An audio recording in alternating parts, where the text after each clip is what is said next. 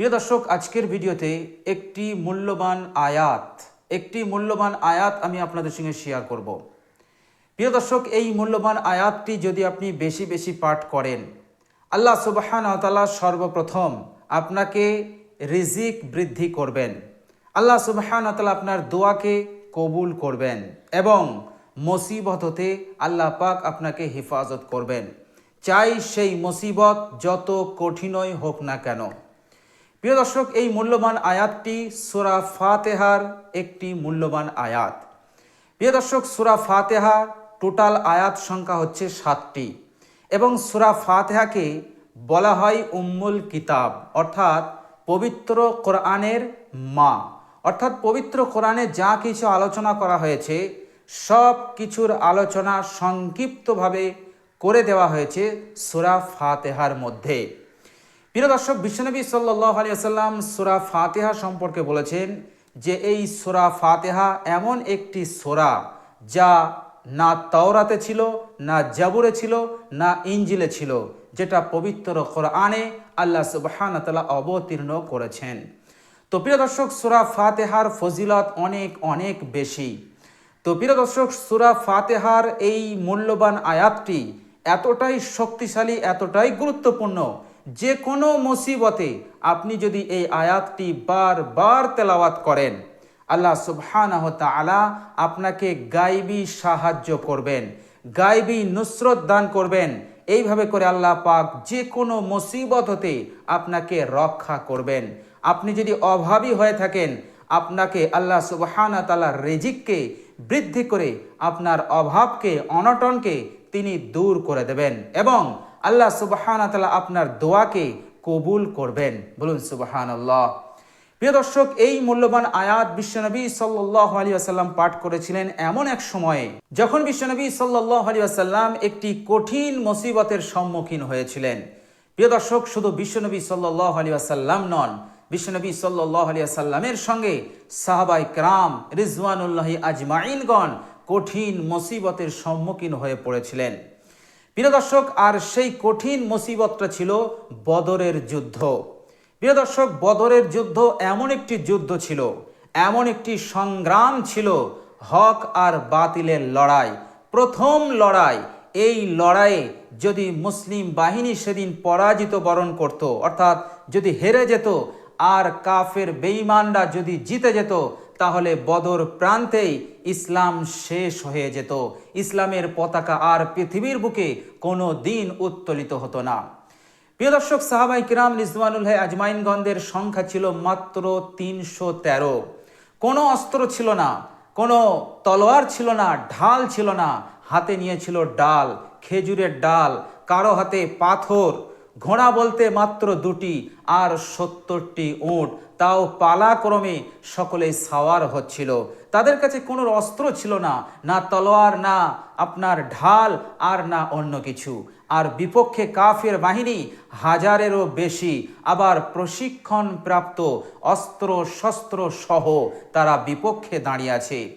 এই 313 জন সাহাবায়ে কেরাম রিজওয়ানুল্লাহি আজমাইনগণ তেনারা চিন্তা করছেন, তেনারা ভয় খেয়ে গেছেন যে আমরা 313, আমাদের কাছে কোনো অস্ত্র নেই, কিছুই নেই, আমরা প্রশিক্ষণ প্রাপ্ত নয়। এই যুদ্ধে আজকে যদি আমরা হেরে যাই, তাহলে দিন ইসলামের বাতি নিভে যাবে।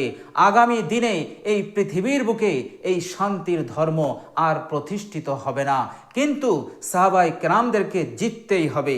বদর প্রান্তে দাঁড়িয়ে অস্ত্র শস্ত্রবিহীন 313 জন সাহাবীকে এই যুদ্ধে বিজয় লাভ করতেই হবে। এই কঠিন মুসিবতে সাহাবারা কি করবেন? মনোবল হারিয়ে ফেলছেন, কি করব আমরা? এই কঠিন পরিস্থিতিতে বিশ্বনবী সাল্লাল্লাহু আলাইহি ওয়াসাল্লাম এক জায়গায় বসে তিনি সূরা ফাতিহার এই আয়াতটি বারবার তেলাওয়াত করছিলেন। হযরত আবু তালহা রাদিয়াল্লাহু তাআলা আনহু বলছেন, বিশ্বনবী সাল্লাল্লাহু আলাইহি ওয়াসাল্লাম এই আয়াতটি, সূরা ফাতিহার এই আয়াতটি তিনি বারবার তেলাওয়াত করছিলেন। যখন বিশ্বনবী সাল্লাল্লাহু আলাইহি ওয়াসাল্লাম বারবার তেলাওয়াত করলেন, তখন আল্লাহ সুবহানাহু ওয়া তাআলা তিনার দোয়াকে কবুল করলেন। আল্লাহ সুবহানাহু ওয়া তাআলা ফেরেশতা দিয়ে মদদ করলেন, সাহায্য করলেন। আল্লাহ সুবহানাহু ওয়া তাআলা সূরা আল ইমরানের মধ্যে এই কথা তিনি নিজেই ঘোষণা দিয়েছেন। বিসমিল্লাহির রহমানির রহিম, ওয়ালাকাদ নাসারাকুমুল্লাহু বিবাদরিন ওয়া আনতুম আযিল্লাহ। চিন্তা করো, স্মরণ করো, যখন আল্লাহ সুবহানাহু ওয়া তাআলা তোমাদেরকে বদর প্রান্তে অর্থাৎ ওই যুদ্ধের ময়দানে তোমাদেরকে সাহায্য করেছিলেন। নাসারাকুমুল্লাহু, তোমাদেরকে আল্লাহ সাহায্য করেছিলেন, নুসরত করেছিলেন, অথচ ওয়া আনতুম আযিল্লাহ, তোমরা ছিলে নগণ্য, অর্থাৎ হাজারেরও অধিক বাহিনীর সামনে তোমরা মাত্র ছিলে 313। তারা ছিল প্রশিক্ষণপ্রাপ্ত, অস্ত্র শস্ত্র সহ, আর তোমাদের কাছে অস্ত্র ছিল না, আর তোমরা প্রশিক্ষণপ্রাপ্তও ছিলে না।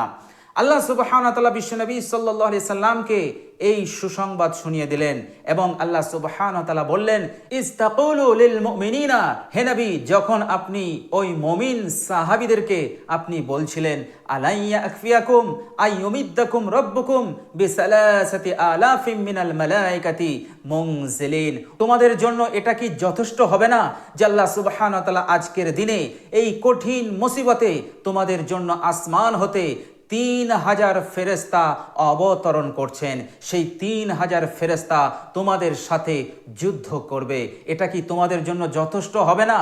বলেন সুবহানাল্লাহ। প্রিয় দর্শক, বিশ্বনবী সাল্লাল্লাহু আলাইহি ওয়াসাল্লাম এই সুসংবাদ সাহাবাদেরকে শুনিয়ে দিলেন। সাহাবাদের এবার মনোবল বেড়ে গেল, এইবার বীর বিক্রমে যুদ্ধ হলো। এই কঠিন মুসিবত এবং এই কঠিন যুদ্ধে এই 313 জন সাহাবায়ে কেরাম রিজওয়ানুল্লাহি আজমাইনগণ 70 জন কাফেরকে হত্যা করে তিনারা বিজয় লাভ করেছিলেন এবং দ্বীন ইসলামের পতাকাকে তিনারা উত্তোলিত করেছিলেন। বলুন সুবহানাল্লাহ। প্রিয় দর্শক, এই সূরা ফাতিহার সেই মূল্যবান আয়াতটি এতটাই শক্তিশালী, ফলপ্রসূ, কার্যকর। তো প্রিয় দর্শক, এই মূল্যবান আয়াতটি যদি আপনি কঠিন থেকে কঠিন বিপদে আপনি পাঠ করেন, আল্লাহ পাক আপনাকে গায়বী নুসরত করবেন, গায়বী সাহায্য করবেন, রিজিক বৃদ্ধি করবেন, আপনার দোয়াকে আল্লাহ সুবহানাহু ওয়া তাআলা কবুল করবেন। প্রিয় দর্শক, চলুন আমরা জেনে নেই সেই মূল্যবান আয়াতটি কি। প্রিয় দর্শক, হযরত আবু তালহা রাদিয়াল্লাহু তাআলা আনহু বলছেন, সেই মূল্যবান আয়াতটি হচ্ছে, ইয়া মালিক ইয়াউমিদ্দিন ইয়্যাকা না'বুদু ওয়া ইয়্যাকা নাস্তাঈন। মালিক ইয়াউমিদ্দিন একটি আয়াত, ইয়্যাকা না'বুদু ওয়া ইয়্যাকা নাস্তাঈন আরেকটি আয়াত। বিশ্বনবী সাল্লাল্লাহু আলাইহি ওয়াসাল্লাম এই দুটি আয়াত তিনি বারবার পড়ছিলেন ওই বদর প্রান্তে। আল্লাহ পাক আল্লাহর নবী সাল্লাল্লাহু আলাইহি সাল্লামের এই তেলাওয়াতকে কবুল করলেন এবং 3000 বাহিনী দিয়ে তিনি সাহায্য করলেন। অন্য আয়াতে এসছে 5000 ফেরেশতার বাহিনী আল্লাহ পাক পাঠিয়েছিলেন ওই বদর প্রান্তে। বলুন সুবহানাল্লাহ। প্রিয় দর্শক, একটি ফেরেশতা দিয়েও মদত করতে পারতেন, কিন্তু 3000 5000 ফেরেশতা পাঠালেন। এর উদ্দেশ্য ছিল সাহাবায়ে কেরামদের মনোবলকে বাড়িয়ে দেওয়া।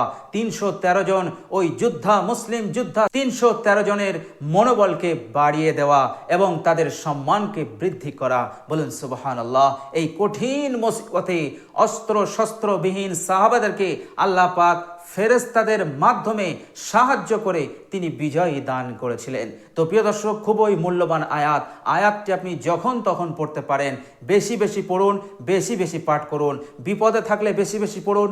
ইনশাল্লাহ মুসিবত যত কঠিন হোক, যত বড়ই হোক আর যত গভীর হোক, আল্লাহ পাক সেই মুসিবত হতে আপনাকে নিরাপদে রাখবেন, রক্ষা করবেন। আল্লাহ পাক আপনাকে গায়বী নুসরত দান করবেন, গায়বী রিজিক দান করবেন। আল্লাহ পাক আপনার দোয়াকে কবুল করবেন। বলুন সুবহানাল্লাহ। আপনি এইভাবে পড়বেন, ইয়া মালিক ইয়াউমিদ্দিন ইয়্যাকা না'বুদু ওয়া ইয়্যাকা নাস্তাঈন।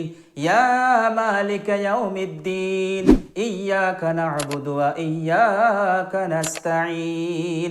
প্রিয় দর্শক, খুব সুন্দর আয়াত এবং এই দুটি আয়াত আপনি বেশি বেশি পাঠ করুন। ইনশাআল্লাহ আপনি আপনার উদ্দেশ্যে সফল হতে পারবেন ইনশাআল্লাহ।